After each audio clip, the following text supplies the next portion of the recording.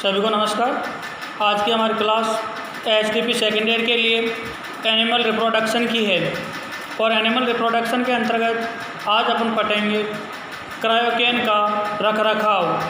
तो सबसे पहले अपने को ये पता होना चाहिए कि क्रायोकेन जार किसे कहते हैं, कि वो जार जिसके अंतर्गत लिक्विड नाइट्रोजन गैस और सीमन को सुरक्षित रखा जाता है, उसे क्रायोकेन जार कहते हैं। तो इस क्रायोकेन जार का रखरखाव करते समय निम्न बातों का ध्यान रखना चाहिए। सबसे पहले जिस स्थान पर क्रायोकेन जार को रखते हैं उस स्थान पर छाया की व्यवस्था होनी चाहिए, यानी क्रायोकेन जार को धूप में नहीं रखना चाहिए। दूसरा पॉइंट है, क्रायोकेन जार को खुले हवादार कमरे में रखना चाहिए। क्योंकि जो लिक्विड नाइट्रोजन गैस है उसका वाष्पोत्सर्जन होता है और वो गैस उस क्रायोकेन जार के ढक्कन के माध्यम से बाहर निकलती रहती है। जिस कमरे के अंतर्गत क्रायोकेन जार को रखा हुआ है, अगर वो हवादार नहीं होगा तो उसमें से जो भी गैस निकलेगी वो गैस बाहर नहीं निकल पाएगी। तो वो कमरा है जो हवादार होना चाहिए। नेक्स्ट है कि क्रायोकेन जार को कभी भी सीधे ठोस फर्श पर नहीं रखना चाहिए। जब भी अपन क्रायोकेन जार को स्टोर रूम में रखते हैं तो उसके नीचे रबड़, जूट, टाट, नमदा या कुछ गत्ते वगैरह है जो उस क्रायोकेन जार के नीचे लगाने चाहिए, ताकि वो क्रायोकेन जार सीधा फर्श के संपर्क में नहीं आए। क्योंकि जब क्रायोकेन जार है जो सीधा फर्श के संपर्क में आएगा तो उसमें चोट लगेगी और उस चोट से जो क्रायोकेन जार होता है उसकी नेक है वो टूटने की संभावनाएं रहती है। और जब एक बार क्रायोकेन जार है उसकी नेक टूट जाती है तो उसके पश्चात वो क्रायोकेन जार ख़राब हो जाता है, तो उसके बाद में वो कुछ काम का नहीं रहता है। तो उस क्रायोकेन जार को ख़राब होने से बचाने के लिए उस क्रायोकेन जार को रखते समय फर्श पर पहले जूट है, कोई गत्ता है, ये नमदा वगैरह है, ये बिछा देने चाहिए ताकि क्रायोकेन जार को किसी प्रकार का नुकसान नहीं पहुँचे। नेक्स्ट पॉइंट है आपका कि जब भी LN2 जार को उठाना हो या एक स्थान से दूसरे स्थान पर रखना हो तो उस LN2 जार को दोनों हाथों से पकड़कर आराम से उठाना है। नहीं तो क्रायोकेन जार को झटके से उठाना है और नहीं झटके से रखना है। अगर ऐसा करते हैं तो उस क्रायोकेन जार की गर्दन है वो टूट जाती है और उसका गैस है उसका रिसाव होने लग जाता है। नेक्स्ट है, जब भी क्रायोकेन जार एक स्थान से दूसरे स्थान पर ले जाते हैं तो उसको घसीट कर नहीं ले जाना चाहिए, उठा कर ले जाना चाहिए, नहीं उसको लुढ़का कर ले जाना चाहिए। नेक्स्ट पॉइंट है, जब अपने पास बहुत सारे क्रायोकेन जार है और उनके अंतर्गत लिक्विड नाइट्रोजन गैस भरी हुई है तो उन सभी जार को रखते समय एक दूसरे से थोड़ी बहुत दूरी बना के रखना चाहिए। एक क्रायोकेन जार के ऊपर दूसरा क्रायोकेन जार कभी नहीं रखना चाहिए।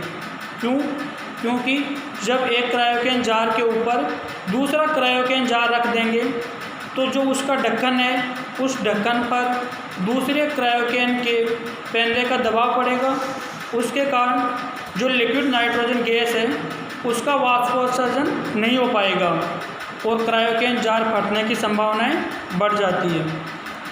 दूसरा, दो क्रायोकेन जार है तो उन दोनों के बीच में निश्चित दूरी होनी चाहिए, उनको आपस में सटाकर नहीं रखना चाहिए। अब क्या है, इससे क्या है, जो लिक्विड नाइट्रोजन गैस है वो भी बाहर निकलती रहेगी और जो सीमन है वो भी ख़राब नहीं होगा, ख़राब होने से बच जाएगा और इसकी नेक टूटने की संभावनाएं हैं वो भी शून्य हो जाएगी। नेक्स्ट है, जब भी LN2 जार कहीं से भी लीक हो जाए या उसके नेक वगैरह टूट जाए तो उसको कभी भी वेल्डिंग नहीं करावे। अगर वेल्डिंग करा देंगे तो वो क्रायोकेन जार है उसकी जो बाहर की लेयर है, आउटर लेयर है, वो ख़राब हो जाती है और जो उसमें लिक्विड नाइट्रोजन है उसका टेम्परेचर मेंटेन नहीं रह पाता है, तो शुक्राणुओं के या सीमन के डेड होने की संभावनाएं बढ़ जाती हैं। नेक्स्ट पॉइंट आपको कि LN2 जार है उसका ढक्कन हमेशा ढीला ही रखना चाहिए। जिस LN2 जार का जो ढक्कन है उस LN2 जार के उसी जार का ढक्कन लगाना चाहिए। दूसरा ढक्कन है उस जार के नहीं लगाना चाहिए। अगर ढक्कन थोड़ा बहुत ढीला है तो कोई दिक्कत नहीं, ढीला ढक्कन ही लगाना चाहिए। उसके पन्नी या कागज़ वगैरह लगा के उसको टाइट नहीं करना चाहिए। अगर टाइट कर देंगे तो उसमें से वो जो गैस का वाष्पोत्सर्जन होता है वो नहीं हो पाएगा और नहीं होने के कारण वो जार फट जाएगा। जार के अंदर या क्रायोकेन जार के अंदर जो लिक्विड नाइट्रोजन गैस होती है उसका टेम्परेचर -196 डिग्री सेंटीग्रेड होता है। तो जब भी आप क्रायोकेन जार से स्ट्रा को निकालते हैं तो निकालते समय बड़ी सावधानी रखनी चाहिए और स्ट्रा को हमेशा फोर्सेप के माध्यम से निकालना चाहिए। कभी भी सीधे हाथ से स्ट्रा को नहीं निकालना चाहिए। जो लिक्विड नाइट्रोजन गैस होती है वो सब शरीर पे कहीं लग जाती है और वहाँ से अगर जल के घाव हो जाता है तो उस घाव को फ्रॉस्ट बाइट बोलते हैं।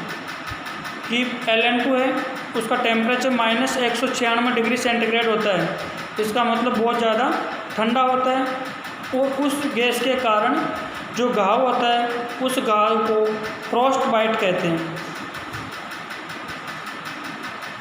तो ये आपके क्रायोकेन जार के रखरखाव से संबंधित सामान्य जानकारी थी। इसके अलावा ये भी अपने को ध्यान रखना चाहिए कि जो अपना क्रायोकेन जार होता है उस जार के अंतर्गत सीमन के अलावा अन्य वस्तुओं को भंडारित नहीं करना चाहिए। क्रायोकेन जार है जो केवल और केवल सीमन स्ट्रा को भंडारित करने के लिए बनाया गया है, किसी अन्य सामान को भंडारित करने के लिए नहीं बनाया गया है। दूसरी चीज़, जो भी अपना क्रायोकेन जार होता है उसको कम से कम साल में एक बार साफ़ ज़रूर करना चाहिए ताकि उसमें डिस्चार्ज होने की संभावनाएं नहीं हो और जो भी उसमें अपनी लिक्विड नाइट्रोजन गैस होती है वो साफ़ सुथरी रहे, किसी भी प्रकार का नुकसान नहीं पहुंचा सके।